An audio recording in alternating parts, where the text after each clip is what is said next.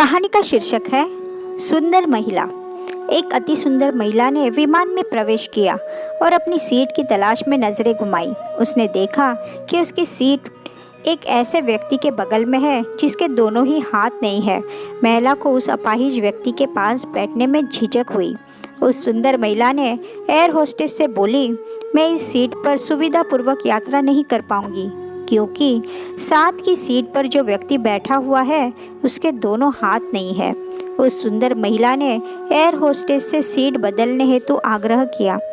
असहज हुई air hostess ने पूछा, मैम क्या मुझे कारण बता सकती है? सुंदर महिला ने जवाब दिया, मैं ऐसे लोगों को पसंद नहीं करती। मैं ऐसे व्यक्ति के पास बैठकर यात्रा नहीं कर पाऊंगी।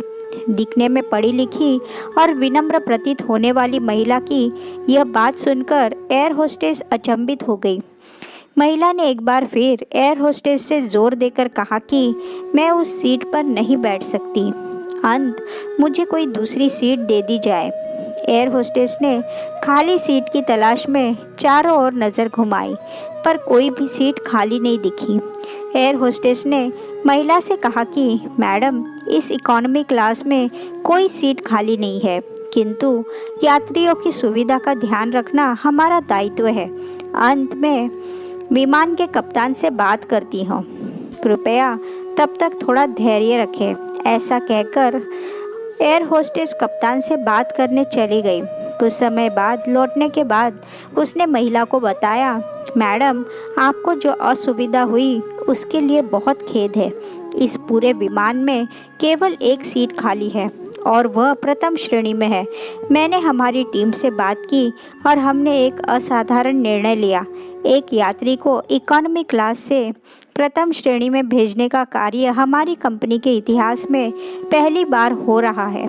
सुंदर महिला अत्यंत प्रसन्न हो गई, किंतु इसके पहले कि वह अपनी प्रतिक्रिया व्यक्त करती और एक शब्द भी बोल पाती, एयर होस्टेस उस अपाहिज और दोनों हाथ विहीन व्यक्ति की ओर बढ़ गई और विनम्रतापूर्वक उनसे पूछा, सर क्या आप प्रथम श्रेणी में जा सकेंगे? क्योंकि हम नहीं चाहते कि आप एक अशिष्ट यात्री के साथ यात्रा करके परेशान हो। यह बात सुनकर सभी यात्रियों ने ताली बजाकर इस निर्णय का स्वागत किया। वह अति सुंदर दिखने वाली महिला तो अब शर्म से नजरें ही नहीं उठा पा रही थी। तब उस अपाहिज व्यक्ति ने खड़े होकर कहा, मैं एक भूतपूर्व सैनिक हूँ और मैंने एक ऑपरेशन के दौरान कश्मीर सीमा पर हुए बम विस्फोट में अपने दोनों हाथ खोए थे। सबसे पहले जब मैंने इन देवी जी की चर्चा सुनी तब मैं सोच रहा था कि मैंने भी किन लोगों की सुरक्षा के लिए अपनी जान जोखिम में डाली और अपने हाथ खोए। लेकिन जब आप सभी की प्रतिक्रिया देखी तो अब अपने आप पर गर्व महसूस हो रहा है कि मैंने अपने देश और अपने देशवासियों की खातिर अपने दोनों हाथ खोए। और इतना कहकर वह प्रथम श्रेणी में चले गए।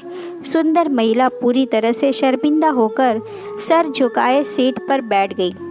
अगर विचारों में उदारता नहीं है तो ऐसी सुंदरता का कोई मूल्य नहीं है।